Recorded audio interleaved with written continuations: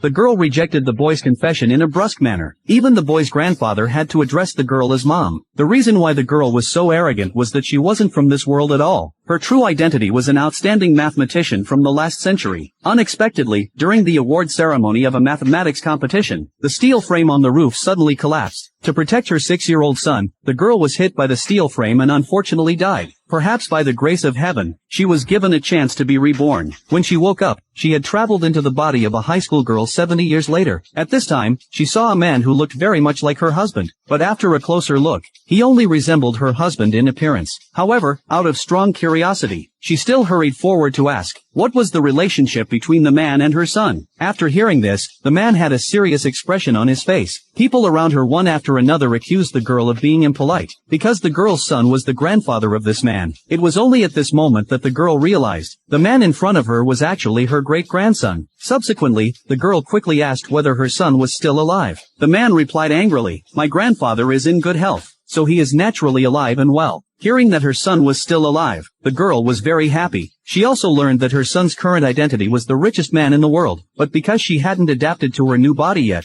the next second the girl fainted. When she woke up again, she immediately went online to check her son's information, only to find that her son was already white-haired, and also suffering from a terminal illness, with his life in danger. However, the birthmark on his neck had not changed. In order to see her son for the last time, she personally came to the manor where her son lived. Unexpectedly, she was directly and coldly rejected by her great-grandson. Obviously, he still hadn't forgotten this impolite little girl. Just when he was about to leave, the girl revealed the core secret of their family. Upon hearing this, the man instantly became highly vigilant. The core secret of the family was only known to himself and his grandfather, and there was no way a third person could know it. But the girl in front of him knew it like the back of her hand. What he didn't know was that the core secret of the family was exactly invented by this girl in front of him. At this time, the girl told him, if he wanted to know what was going on, he should wait for the old man to wake up and let him answer it personally. In this way, the girl successfully entered the manor. Looking at the familiar courtyard in front of her, she couldn't help but recall the beautiful memories of herself and her son 70 years ago. At that time, her husband had just passed away, and she and her son had depended on each other for survival. But now, before she could see her son grow up, the other party had already become white-haired. Now her son was even suffering unbearably from the pain of the illness. Seeing this scene, the girl felt very distressed, and couldn't help but call out her son's childhood nickname. The man behind her was filled with doubt. Why did this little girl know his grandfather's childhood nickname? So the man asked the butler to check the girl's identity information, but the result was that nothing was found. This made him even more curious about the girl.